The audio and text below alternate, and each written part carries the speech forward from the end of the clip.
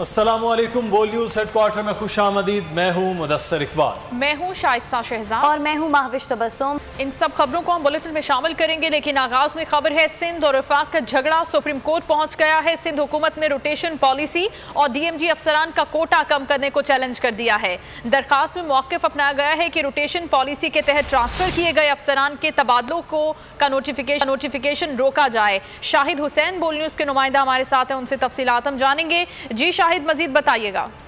बिल्कुल, जो सिंध से जो आला सतह के अफसरान थे उनके तबादले और के हवाले से आज खासतौर पर सिंध हुकूमत की जानिब से दरखास्त दायर की गई और चीफ सेक्रेटरी ने खुद सुप्रीम कोर्ट कराची रजिस्ट्री में दरखास्त दायर की है, जिसमें कहा है कि रोटेशन पॉलिसी के तहत जो अफसरान के तबादले किए जा रहे हैं उनका नोटिफिकेशन रोका जाए और सिंध में पहले ही अफसरान की कमी है और जो DIG का जो कोटा है वो कम करने से मजीद जो बुरहान पैदा होगा और अफसरान के पुलिस के जो आला अफसरान है उनके तबादलों के बाद सूबे में अमन अमान की सूरत हाल भी खराब हो सकती है। इसलिए सेक्रेटरी एस्टेब्लिशमेंट डिवीजन को रोटेशन पॉलिसी के तहत अफसरान के तबादलों से रोका जाए। अब दरखास्त का कहा जा रहा है कि और अगले चंद दिनों में जो है बाकायदा तौर पर काज लिस्ट में शामिल होने के बाद सूबाई हुकूमत की दरखास्त समाअत के लिए मुकर्रर की जाएगी।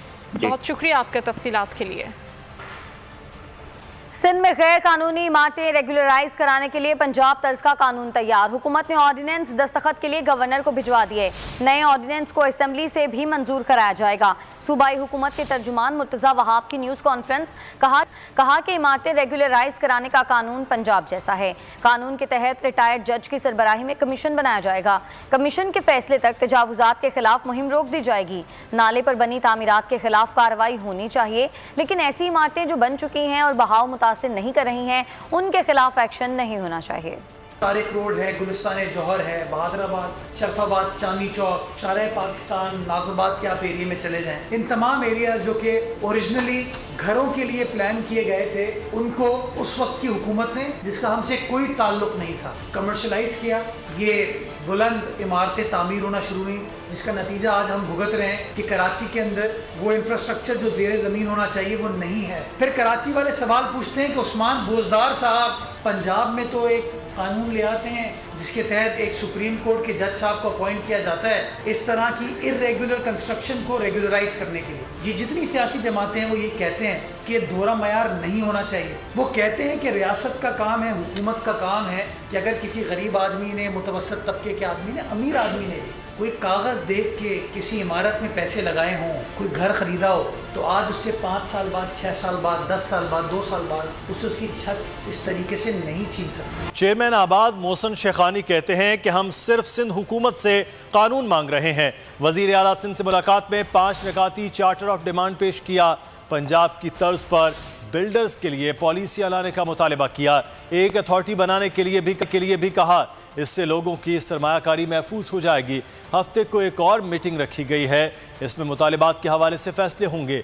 प्रेस कॉन्फ्रेंस में कहा, अगर ये तमाम मुतालिबात मान लिए गए तो मुस्तकबिल के लिए बहुत अच्छा हो जाएगा। वज़ीर आला सिंध ने हमारे इशूज़ को जायज़ करार दिया है, हल की यकीन दहानी कराई है।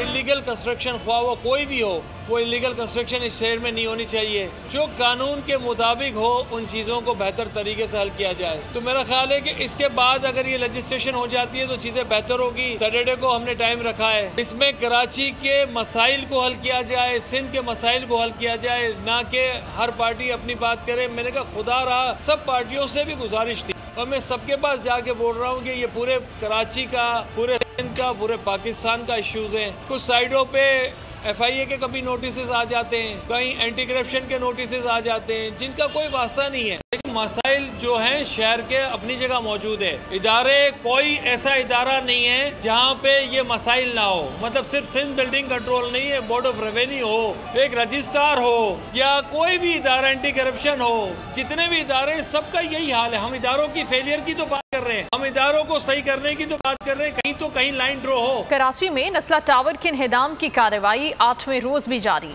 SBCA हुकाम के मुताबिक इमारत की 80% दीवारें तोड़ी जा चुकी हैं। 400 मजदूर दिन रात इमारत ढाने का काम कर रहे हैं, मगर बेघर होने वालों को मुआवजा मिलने का दूर दूर तक कोई इम्कान नजर नहीं आता। सुप्रीम कोर्ट ने इमारत को गैर कानूनी करार देकर इन्हिदाम का हुक्म दिया था। हक हलाल की कमाई से बनाए आशियाने उजड़ गए, मकीन बेसाहिबान हो गए, मुआवजा मिलने का दूर दूर तक इम्कान नहीं। कराची में नस्ला टावर के इन्हदाम की कार्रवाई 8वें रोज भी जारी है। असिस्टेंट कमिश्नर फिरोजाबाद ऑपरेशन की निगरानी कर रही हैं। सिंध बिल्डिंग कंट्रोल अथॉरिटी के हुक्म के मुताबिक नस्ला टावर की 80% दीवारें गिराई जा चुकी हैं। 400 मजदूर दिन रात इमारत गिराने में मसरूफ हैं। टावर की बालाई छत ढाने का काम जारी है।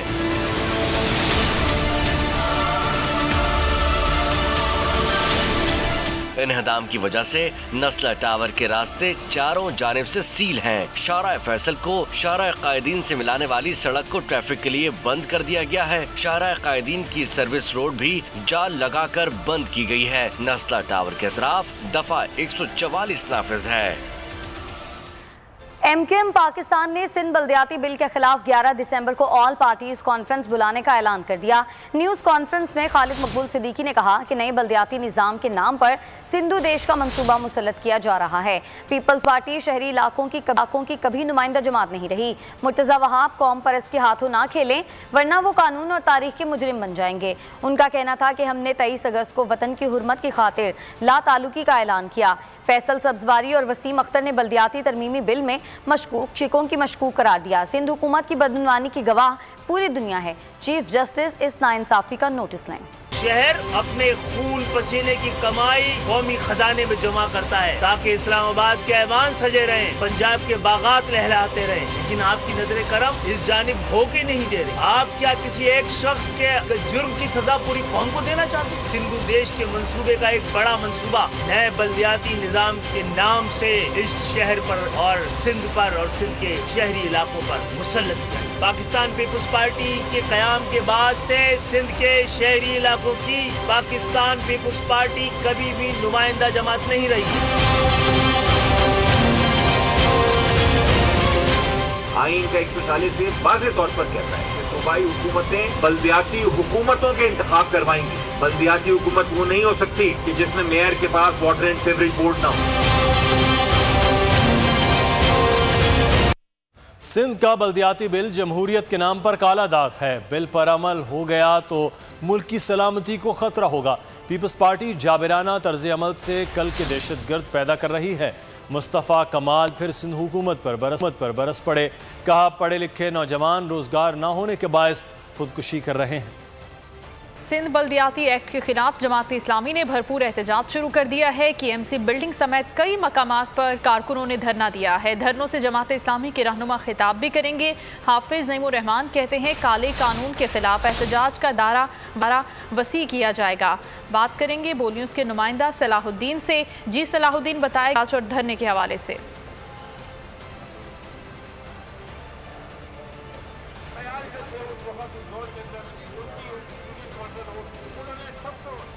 खबर आपको दे रहे हैं, जमात इस्लामी की जानिब से धरनों का ऐलान किया गया है और इस वक्त भी जमात इस्लामी के कारकुन बड़ी तादाद में धरना दिए बैठे हैं। सिंध बल्दियाती बिल के हवाले से उनका कहना है कि ये काला कानून नामंजूर है।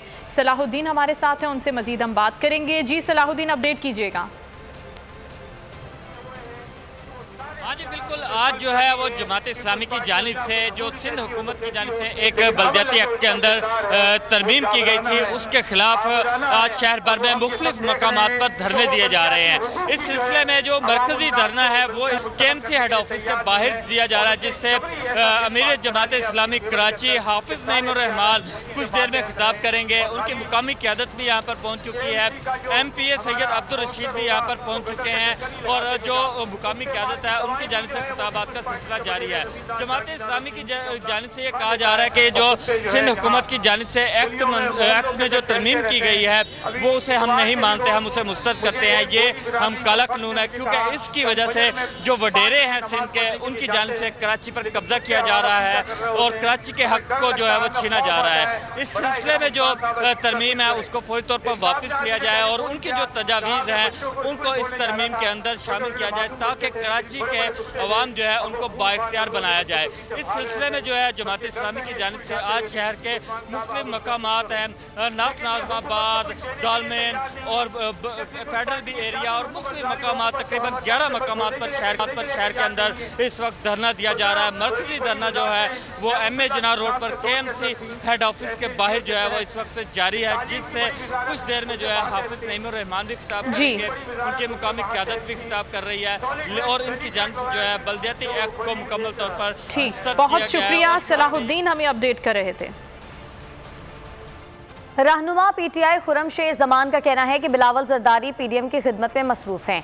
सिंध हुकूमत को सिंध के लोगों से कोई सरोकार नहीं है, सूबा अल्लाह चला रहा है। कोऑपरेटिव मार्केट के ताजरों से गुफ्तगू में उन्होंने कहा, कराची में माजी में भी कत्ल गारत का सिलसिला चलता रहा, मुझे स्लीपर सेल एक्टिव दिखाई दे रहा है। वज़ीर आला प्रेस कॉन्फ्रेंस करें और आवाम को अपनी नाकामी का बताएं। वज़ीर आज़म से कराची में अमन कायम करवाने की अपील करता हूँ। उन्होंने उम्मीद जाहिर की कि दिसंबर के आखिर तक कोऑपरेटिव मार्केट का मुरम्मती काम मुकम्मल हो जाएगा। सब्सक्राइब करें और बेल दबाएं ताकि कोई खबर रह न जाए।